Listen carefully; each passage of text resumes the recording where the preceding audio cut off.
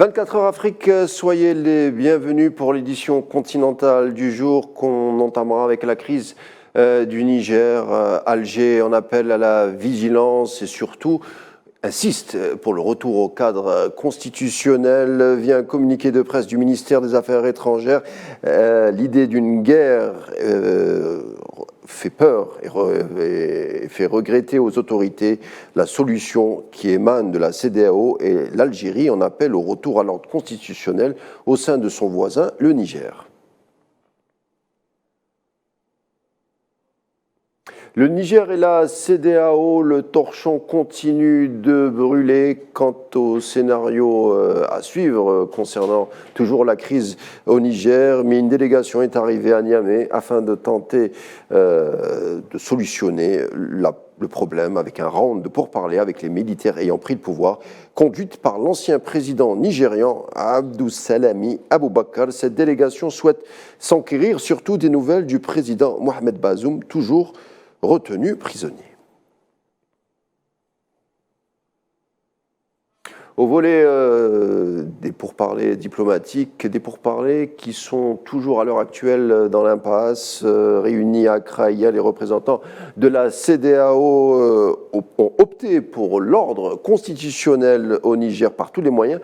Les dirigeants ouest-africains n'ont toutefois pas écarté l'option militaire pour un retour à la normale du pays. Mohamed Wali Ben Chaban. La profonde crise au Niger signe l'échec de la diplomatie internationale pour mettre fin au chaos. Des voix appellent sans espoir au rétablissement de l'autorité constitutionnelle dans le pays. Face à cette situation complexe et d'instabilité, la communauté économique des États d'Afrique de l'Ouest privilégie la diplomatie sans écarter l'option militaire et juge une probable opération militaire à Niamey. Nous avons déjà convenu et affiné ce qui sera nécessaire pour l'intervention, la capacité stratégique, quels sont les objectifs, l'équipement nécessaire, l'engagement des États membres. Ce qui est très encourageant, c'est que tous les États membres de la CEDEAO présents ici aujourd'hui ont tous des éléments engagés sur le terrain. Ils ont engagé même leurs propres équipements. Ils ont engagé leurs propres ressources pour entreprendre cette mission. Alors je vous le dis, nous sommes prêts à partir dès que l'ordre sera donné. Le jour J est également décidé. La CEDEAO se dit prêt à intervenir militairement, mais n'a toujours pas fixé la date sur cette opération. Les dirigeants ouest-africains sont également prêts à augmenter la pression sur le Niger. Toutes les options sont désormais sur la table et au moment où nous parlons, nous préparons toujours une mission de médiation dans le pays. Les sanctions sont également sur la table. Nous sommes prêts à accepter toutes les propositions.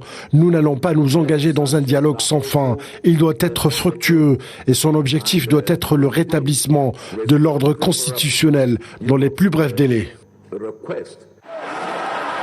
Pour résoudre la crise au Niger, la diplomatie reste la meilleure voie à suivre. Les dirigeants de la CEDEAO continuent à chercher une solution pacifique pour le rétablissement de l'ordre constitutionnel au Niger. Toute intervention risque de déstabiliser encore plus la région du Sahel. En attendant, le nouveau Premier ministre nigérien accorde une interview au New York Times, interview dans laquelle Ali Mahaman Lamine Zen assure sur les conditions de détention de Mohamed Bazoum. À Niamey, ils sont des milliers de volontaires à se rassembler pour se porter volontaires en unité de soutien aux forces armées. Nous n'avons pas parlé de recrutement de nos FDS. Ce n'est pas un recrutement militaire, comme on le dit. Donc c'est un recrutement des volontaires de la patrie qui sont prêts à défendre la patrie. L'objectif, encore, c'est dû à quoi? À tout ce que nous avons comme attaque nous sommes en guerre, il faut se dire. Donc au niveau de la CEDEAO surtout, ce qui est plus récent, donc nous sommes en train de dire, par cette mobilisation, nous voulons leur dire que cette guerre ne sera pas la guerre entre les militaires nigériens et eux. Cette guerre sera entre la population nigérienne et eux. J'avoue que je m'attendais à beaucoup de monde, mais c'est au-delà de nos espérances. Sincèrement, le peuple nigérien, comme vous pouvez le constater, a vraiment cette fibre patriotique en lui. Et rien que la présence de ces gens-là peut le prouver à qui en doutait. Parce que je me dis qu'après avoir vu ces gens-là, on va cesser de douter que le peuple nigérien est résolument engagé à préserver cette souveraineté nouvellement acquise. Au Soudan, la guerre continue ses ravages en prenant en étau 2 villes fortement peuplées, une guerre qui aggrave les craintes pour des milliers de familles qui ont été récemment déplacées par les combats, longtemps concentrés à Khartoum et à certaines villes du Darfour. Les combats ont gagné Kordofan au niveau du nord, carrefour commercial et des transports, et depuis jeudi soir, la ville d'El-Fasher et El-Foula, capitale du Kordofan ouest, ont également été le théâtre de guerre entre les deux factions. Au Burkina Faso aussi, la situation est tendue. Un policier burkinabé a été tué et plusieurs terroristes neutralisés lors d'une opération dans la province du Sourou, dans le nord-ouest du pays. Les forces de l'armée nationale somalienne, soutenues par les forces internationales, ont abattu plus de 20 combattants du mouvement Al-Shabaab dans une opération conjointe qui a ciblé 2 maisons dans lesquelles les terroristes rassemblaient leurs milices et assemblaient des explosifs dans le sud du pays. Les Shabaab, qui contrôlent toujours certaines parties du sud et du centre de la Somalie et qui continuent de mener des attaques malgré les assauts intensifiés des forces gouvernementales.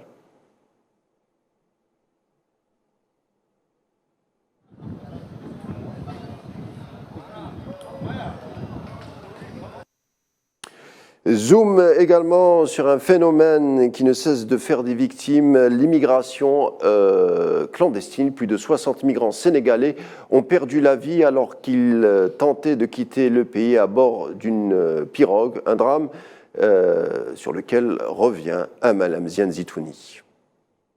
Les bateaux aux couleurs vives du village de pêcheurs sénégalais de Fass-Boye sont restés inactifs hier vendredi 18 août. Les lamentations de familles des victimes hantent les rues. La nouvelle a semé la consternation dans ce village.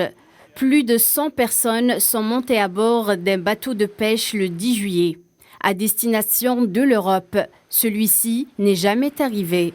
Le 15 août, il a été retrouvé par un bateau de pêche espagnol dérivant au large de l'archipel insulaire du Cap-Vert, à des centaines de kilomètres de sa route. Environ 38 personnes ont été secourues, mais plus de 60 sont toujours portées disparues, présumées mortes. La plupart sont de la région de Fass-Boye. Mon neveu est mort, certains sont vivants, mais d'autres ne le sont pas. Ils ont été en mer pendant plus d'1 mois. Ses provisions se sont épuisées et il n'a certainement pas reçu d'aide. Ceux que Dieu a sauvés ne sont pas nombreux. La plupart sont morts. Les habitants de Fass-Boye pleurent leurs disparus. La colère laisse place à la tristesse pour certains. Ils partent parce qu'ils n'attendent rien de leur pays. Quand un pêcheur part pour 6 mois en mer, il n'arrive même pas à rassembler 100 000 francs. Il part là où il pense pouvoir en avoir. La plupart d'entre eux se sont battus pour obtenir des canoës. Regardez ces canoës. Ils leur appartiennent. Ils n'ont rien tiré de la mer. L'État a complètement détruit la mer. Dans les rues, les gens effondrés par la tragédie continuent de sortir et de s'exprimer. C'est une douleur immense, mais nous rendons grâce à Dieu car ils ont survécu 1 mois entier. Personne n'avait de nouvelles.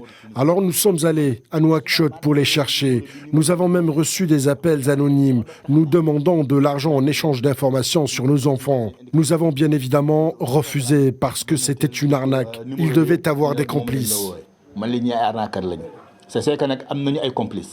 Le Sénégal, endeuillé par de nombreux drames de la migration ces dernières années, les départs rythment la vie des villes côtières du pays. Les populations comptent leurs morts sans que personne n'arrive à stopper l'hécatombe. Voilà qui conclura l'édition 24 heures Afrique du jour. Tout de suite la météo et la suite des programmes sur Al24 News. Et quant à moi, je vous dis à demain.